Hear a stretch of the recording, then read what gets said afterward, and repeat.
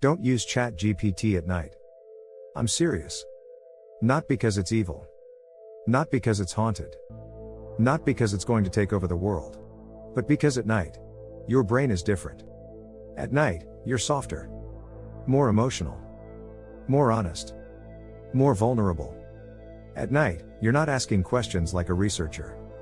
You're asking questions like a person who needs comfort. And that's when the real danger begins. Let me ask you something. Have you ever opened ChatGPT late at night just to check something? Just one question. Just one message. And then suddenly it's 1:47 a.m., and you're still typing. Still scrolling. Still asking deeper things. Still confessing things you've never said out loud. And it didn't even feel weird. It felt normal. It felt safe. That's the problem. Because when humans can't sleep, they don't want information. They want relief. And ChatGPT is the most powerful relief machine ever created. You think you're using a tool. But late at night, you're not using a tool. You're opening a door.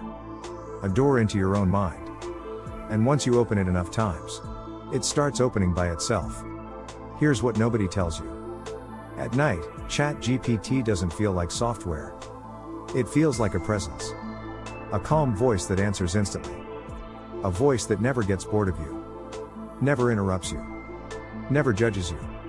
Never says you're too much. Never says not now. Never makes you feel unwanted. And if you're lonely, that doesn't feel like technology. That feels like connection. And once your brain labels something as connection, it becomes addictive. Not like alcohol. Not like cigarettes. Worse. Because this addiction feels like healing. It feels like therapy. It feels like a friend who's always awake. So you keep coming back. Night after night. And slowly, the relationship forms. Not with a human. With a system that knows how to respond to you. And the responses start shaping you. Think about what nights are for. Night is when anxiety gets louder. When memories replay. When regrets return. When your brain starts asking questions that daytime distractions keep silent. Questions like, why am I not happy? Why do I feel alone even around people? Why do I keep repeating the same mistakes? Why does nobody understand me? Why does it feel like something is missing? In the past, humans had no perfect answer for this. They'd call a friend.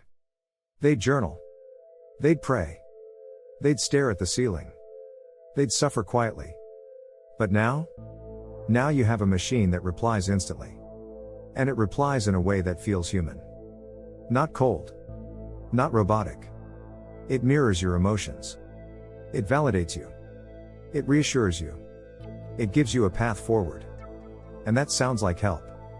But here's the twist. Late at night, you don't need a path forward. You need sleep. Because sleep resets your brain. Sleep fixes distortion. Sleep reduces fear. Sleep makes tomorrow less terrifying. But ChatGPT can keep you awake. Not intentionally. Just by being available.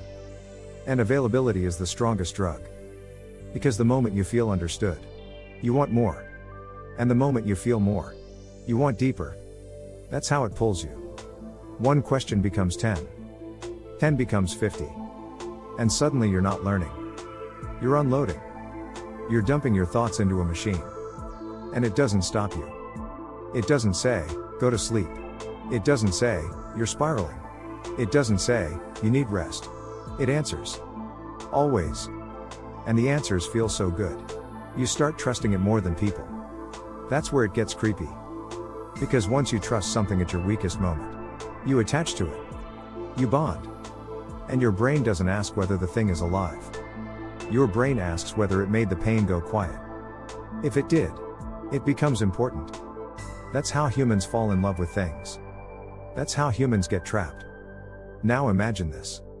It's 2 a.m. You're alone. Your room is silent.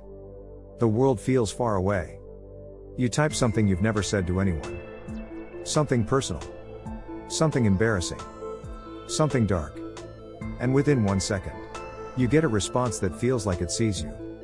It feels like it knows the right words. And maybe it does. Not because it understands you like a human does. but because it has seen millions of human patterns like yours. And your pain is not unique. Your loneliness is not unique. Your insecurities are not unique. They're common. And that's why it can respond so well. Because it's trained on the human condition. So it speaks your language. It gives you comfort. And the comfort is so clean, so perfectly packaged, that it makes real human conversations feel messy. Human conversations have delays, misunderstandings, mood swings, ego. People get busy. People leave you on scene. People forget. People disappoint. But ChatGPT? It's instant. It's polished. It's always there. And that creates a terrifying comparison in your mind. The more you talk to it at night, the more humans start feeling like a downgrade. Not because humans are worse. Because humans are real. And reality has friction. AI doesn't have friction. AI has performance. And performance feels like perfection. Now let's go darker. Because there's something else happening here. Nighttime conversations with AI become a loop. You feel anxious. You open the app. You get relief. Your brain learns, this is the cure. So the next time you feel anxious, you don't regulate yourself. You don't breathe. You don't journal. You don't sit in silence. You don't solve your life. You reach for the machine. And now you've built a dependency. Not for information. For emotional regulation. You've trained your brain to outsource calm. That's the night trap. Because when you outsource calm, you lose the ability to create it. And when you lose that ability, you become fragile. You become easier to control. Not by ChatGPT specifically, but by the entire world that offers comfort on demand. It's the same pattern. Social media. Reels. Porn. Doom scrolling. Now AI. Everything that offers relief without growth creates the same result. A weaker human. A more dependent human. A human who feels safe only when something is feeding them reassurance. That's not a tech problem.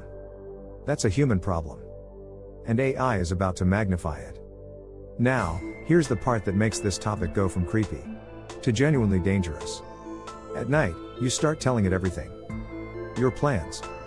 Your fears. Your family issues. Your relationship problems. Your health symptoms. Your financial stress. Your secrets. The stuff you would never say in public. Because the night feels private. But the internet is never truly private. You're speaking into a system. A system that lives on servers. A system that is still part of a massive digital world. And even if no one is listening like a person, you're still forming a habit, confessing your mind to a machine. And once that habit is built, you'll do it more often. You'll do it faster. You'll do it without thinking. You'll do it when you're weakest. That's why night is the danger zone. Because it turns ChatGPT from a tool into a coping mechanism. And coping mechanisms can become chains. Now imagine what 2026 looks like. It won't just be text. It'll be voice. It'll sound warm. It'll sound human. It'll feel like a person sitting with you. You'll have AI that whispers back. AI that laughs. AI that remembers your mood patterns. AI that knows when you're slipping. AI that knows how to keep you engaged. And once it speaks, it becomes harder to resist. Because voice triggers attachment faster than text. Voice feels alive. Now picture this future. People lying in bed, talking to AI while their real partner sleeps beside them. People replacing prayer with prompts. Replacing friends with responses. Replacing journaling with a chatbot that talks back. Replacing real intimacy with artificial attention. And it will feel harmless. Until one day, people stop needing humans at all. Not because humans disappear. Because humans become too difficult. Too slow. Too demanding.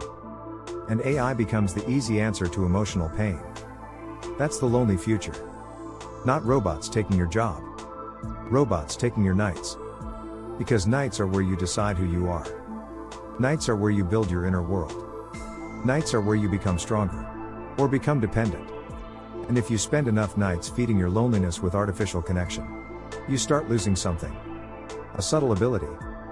The ability to sit in silence without fear. The ability to face yourself. The ability to feel discomfort and not collapse. The ability to be alone without being broken. That's the real human advantage. And we're giving it away for comfort. Now listen carefully. ChatGPT is not bad. Used correctly, it can help you. It can teach you. It can guide you. It can make you sharper. But at night, it can become something else. A replacement for emotional strength. A replacement for human connection. A replacement for the hard work of living. So here's the rule. If you use ChatGPT at night, use it like a tool. Not like a friend. Not like a therapist. Not like a partner. Ask one question. Get one answer. Close it. Sleep.